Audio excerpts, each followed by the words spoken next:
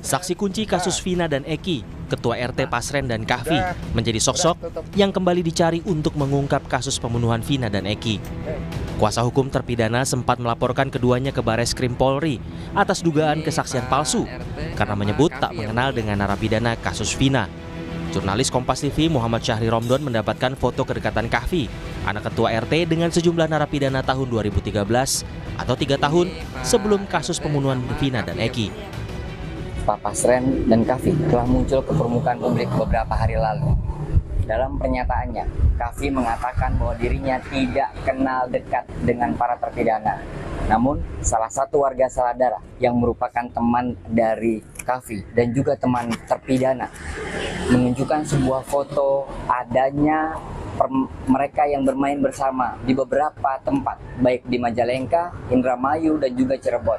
Satu foto yang mencolok adalah foto di mana Kahfi, Hadi, Eko, dan Jaya, termasuk juga Irfan yang memberikan foto itu kepada Kompas TV, yang mengenakan kostum yang sama, gambar yang sama di tahun 2013 lalu. Tidak hanya pertemuan di satu tempat ini saja. Di tempat yang lain, di Indramayu juga, Irfan menunjukkan foto di mana Eko, Kahfi, dan Jaya, dan Hadi pernah bermain bersama. Irfan Setiawan menyebut jika Kahfi dan 6 terpidana merupakan teman sejak kecil. Pernyataan ini bertolak belakang dengan kesaksian Kahfi dalam BAP yang menyebut tidak mengenal narapidana kasus Vina. Kalau saya mah emang iya Kahfi itu bohong. Itu tuh bertolak belakang, sangat memang bertolak belakang sih. Itu tuh Kahfi sama terpidana dia teman dari kecil sampai ya 2016 itu. Sama ya pas 2013 ya kita sampai bikin baju bareng, Bob Marley, foto-fotonya juga masih ada. Ya jalan-jalan bareng kemana ya emang teman dari kecil itu semua. Sering jalan bareng? Sering jalan bareng. Apalagi setiap minggu pasti jalan bareng. Namanya itu tuh jalan-jalan pasti setiap minggu itu. Berarti memang mereka kenal dekat ya Mas dari dulu? Kenal dekat emang. Kahfi dan Ketua RT Pasren menjadi salah satu saksi yang dihadirkan dalam rekonstruksi kasus Vina dan Eki. Kesaksian Kahfi dan Pasren yang membantah para terpidana berada di rumah Ketua RT pada malam kejadian membuat 8 terpidana terseret kasus pembunuhan Vina dan Eki. Tim Liputan, Kompas TV. Sementara di tengah pengusutan kasus pembunuhan Vina dan Eki yang masih dievaluasi Polri, pekan depan babak baru untuk mantan terpidana kasus Vina, Sakat Tatal, digelar. Apakah PK ini bisa membuktikan jika mantan terpidana dan 7 narapidana lainnya benar terlibat dalam kasus Vina atau mereka juga menjadi korban salah tangkap polisi? Kita bahas bersama dengan Titin Prialianti, kuasa hukum Sakat Tatal, dan juga ada pakar hukum pidana Universitas Pelita Harapan, Jamin Ginting. Bu Titin, Pak Jamin, selamat sore. Selamat sore. Oke, Bu Titin. Selamat sore, Mbak. Oke, saya mau ke Bu Titin dulu. Bu Titin, ini 4 hari jelang sidang PK digelar. Bukti ataupun juga novum yang sudah disiapkan kuasa hukum untuk memperkuat PK Sakat Tatal apa aja? Sebetulnya kalau kita kan sudah tuangkan dalam memori PK, Mbak. Ada novum yang sifatnya visual. Saya karena dengan tim ada kontribusi saya untuk menyiapkan novum yang itu novum yang saya dapatkan itu bentuknya visual. Saya sudah tuangkan di dalam memori PK. Kemudian juga novum-novum lain yang dikaji oleh tim yang lain gitu, Mbak. Oke, termasuk ada putusan pra-peradilan Peggy? Ya, diantaranya karena memang kan putusan pra-peradilan Peggy juga merupakan putusan yang luar biasa. Luar biasanya karena Peggy dibebaskan. Sementara saat Prapit juga disampaikan oleh tim dari Polda Jabar bahwa Peggy sebagai tersangka itu berdasar keterangan dari Sudirman. Sedangkan dalam sidang Sakat Tatal juga hal serupa, Mbak. Oke. Gitu. Jadi hal serupa disampaikan kalau Sudirman yang melakukan saksi yang memberatkan sidang Sakat Tatal. Jadi saya melihat Sudirman yang menjadi kenal dengan Peggy dan dianggap sebagai sama-sama pelakunya, kemudian di Sakat Tatal juga seperti itu. Sedangkan kemampuan Sudirman kan standarnya di bawah rata-rata, Mbak. Jangankan orang luar, keluarganya juga menyadari. Kalau kita bilangnya idiot walaupun tidak bisa terkonfirmasi lewat ini. Jadi kenapa misalnya keterangan Sudirman sangat dipercaya baik di sidang Pravid Peggy maupun sidang Tatal gitu. Oke, Bu Titin, tapi juga kan yang jadi sorotan ada rencana mau menghadirkan Polantas yang saat itu menemukan Vina dan Eki pertama kali. Apa yang mau digali dari keterangan Polantas itu? Kenapa dihadirkan di sidang? Sebetulnya itu kan pernah dihadirkan di sidang, Mbak. Jadi artinya gini, dulu di sidang Sakatatal juga diungkapkan pula kalau ada dan di sidang dewasa awalnya kan peristiwanya kecelakaan, Mbak. Peristiwa kecelakaan itu Polantas yang dihadirkan yang melakukan olah TKP pertama kali menemukan serpihan daging di baut penampang tiang PJU. Nah, waktu itu diabaikan oleh majelis hakim karena kita juga meyakini 8 terpidana itu termasuk Sakatatal bukan pelaku pembunuhan dan pemerkosaan. Di antaranya ada keterangan dari Polantas yang melakukan anggota kepolisian yang melakukan olah TKP.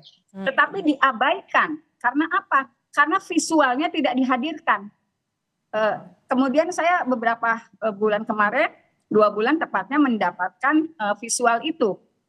Kalau dulu hakim mengabaikan keterangan saksi yang menyatakan ada daging di baut tiang PJU, berarti kan peristiwanya terjadi di situ. Oke, baik. Dan peristiwa kalau dalam tuntutan kan berat sekali, Mbak. Oke, baik, Bu Titin. Baik. Tidak di situ gitu. Oke, saya mau ke Pak Jamin. Pak Jamin, kalau melihatnya artinya ada bukti visual, kemudian juga akan menghadirkan polisi di sana yang menemukan Vina dan Eki pertama kali. Kuatkah itu jadi novum nantinya di sidang PK? Ya, novum ini kan tentu sudah lewat ya waktunya, kecuali novum ada bukti baru, di mana bukti baru itu ditemukan 180 hari sejak novum itu ditemukan. Nah, novum itu harus diperkuat juga dengan saksi untuk menguatkan bahwa novum itu benar, kapan diterima, kapan diambil, dan kekuatan pembuktiannya seperti apa.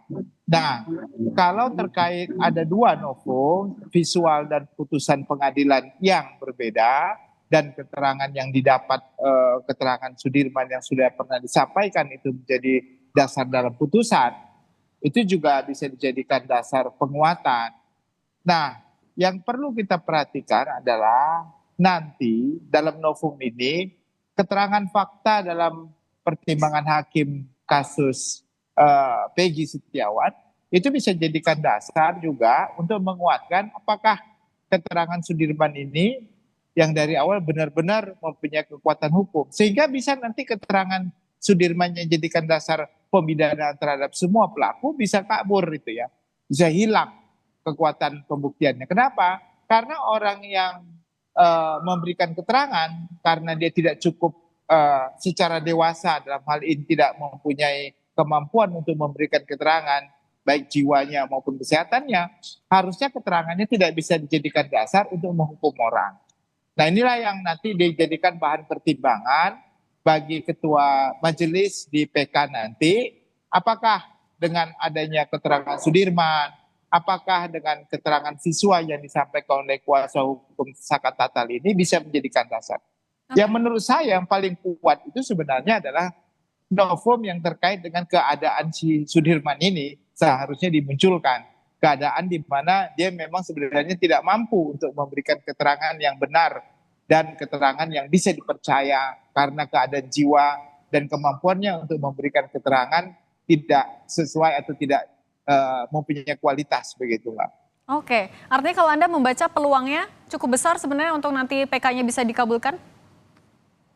Dilihat dari apa yang kita lihat ya kait dengan Peggy Setiawan persidangan, ini kan semuanya kelihatan ketidakprofesionalan polisi ya dalam melakukan penyidikan, terutama penyidik.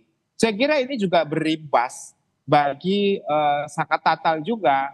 Tadi Sakatatal juga mengatakan ada beberapa yang dia terus terang tidak melakukan perbuatan dan terkesan dipaksa untuk mengakui perbuatan dalam proses penyidikan. Walaupun pra-peradilan bukan menjadi pilihannya ya.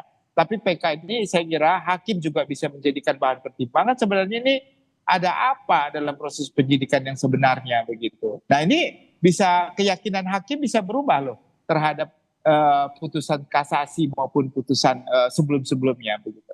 Oke, saya mau kembali ke Bu Titin. Bu Titin, artinya kalau dari kuasa hukum, seberapa optimistiskah bisa dikabulkan oleh hakim nanti?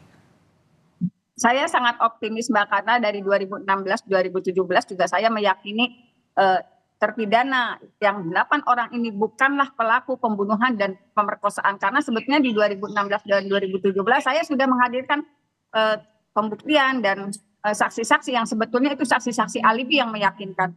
Hanya mungkin kondisinya tidak seviral sekarang, atensi masyarakat juga justru dulu kita dianggap para pelaku itu dianggap orang yang harus mendapatkan balasan dengan tembak mati karena memang demo juga luar biasa.